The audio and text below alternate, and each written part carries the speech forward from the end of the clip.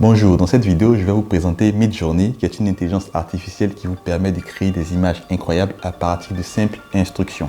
Ensemble, nous allons voir comment Midjourney peut vous être utile au quotidien. Par exemple, si vous voulez créer des logos d'entreprise ou des mascottes, ou si vous voulez avoir des illustrations pour votre restaurant comme celle-ci, ou encore si vous voulez que vos bouillons prennent vie en quelques minutes en passant de ça à ça, ou encore de cet état à ce style très chic. Alors cette vidéo sera composée de 3 parties. Dans la première partie, je vous montrerai comment créer un compte et se connecter à Midjourney. Ensuite, nous allons voir ensemble comment générer vos premières images à travers 3 exemples. Et enfin, je vous montrerai des techniques avancées comme le mixage de 2 photos pour vous permettre d'exploiter au maximum le potentiel de Midjourney. C'est parti! Alors pour se connecter à Midjourney, il faut se rendre sur le site midjourney.com qui est directement accessible à partir de Google.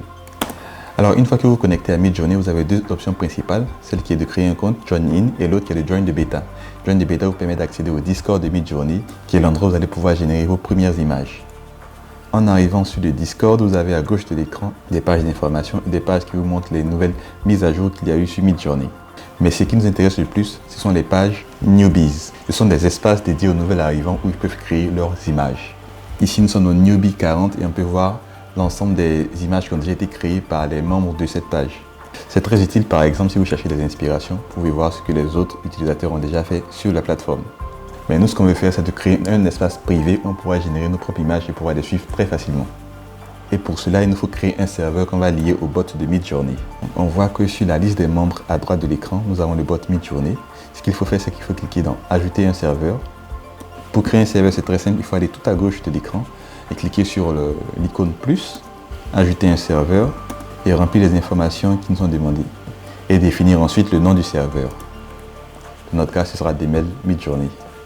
Et maintenant que le serveur est créé, on pourra le lier au bot Midjourney. Cette phase est très importante parce qu'elle vous permettra de pouvoir suivre très facilement les images que vous allez générer dans Midjourney.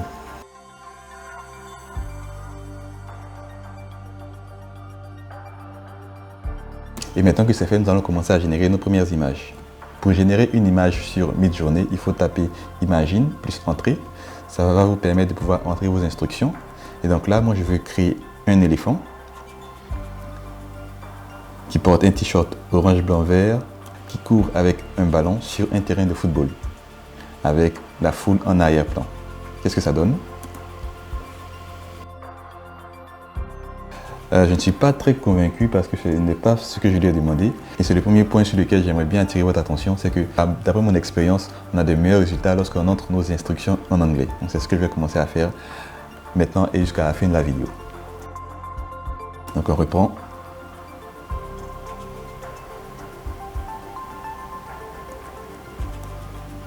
Et donc là, voici nos premiers résultats.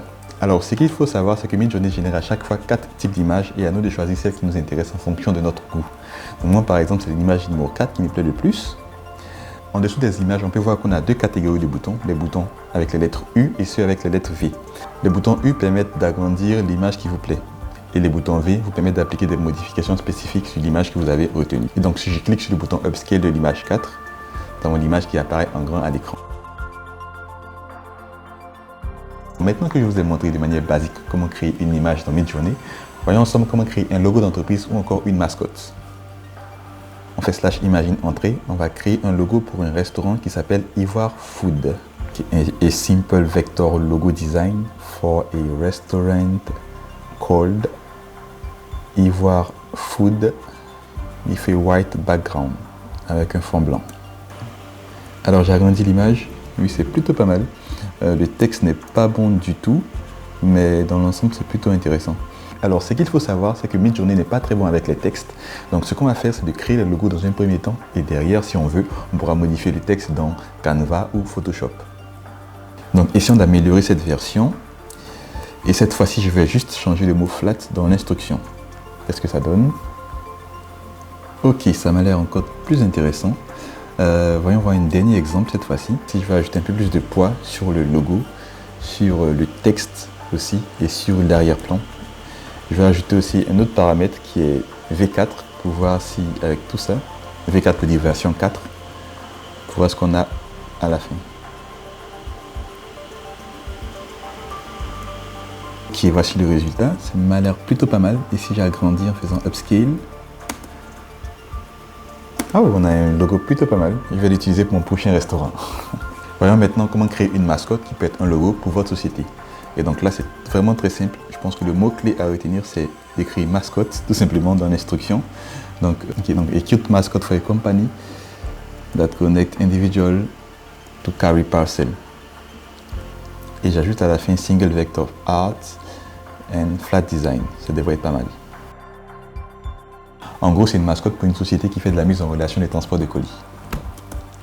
Ah, c'est plutôt pas mal ça. C'est cute. J'aime beaucoup, surtout l'image 4. Dans ce deuxième exemple, nous allons créer une image à partir d'un brouillon. Dans notre cas, par exemple, le brouillon, c'est une image que j'ai téléchargée sur Internet, mais sachez que le brouillon peut être aussi un dessin fait à la main et téléchargé en format JPEG ou PNG. Alors maintenant que j'ai téléchargé l'image, ce qu'il faut faire, c'est de copier l'adresse URL de cette image, qu'on va ensuite coller dans notre instruction. Donc /imagine, on va coller l'URL qu'on vient de copier à l'instant et on va décrire l'image. Donc c'est a motorcycle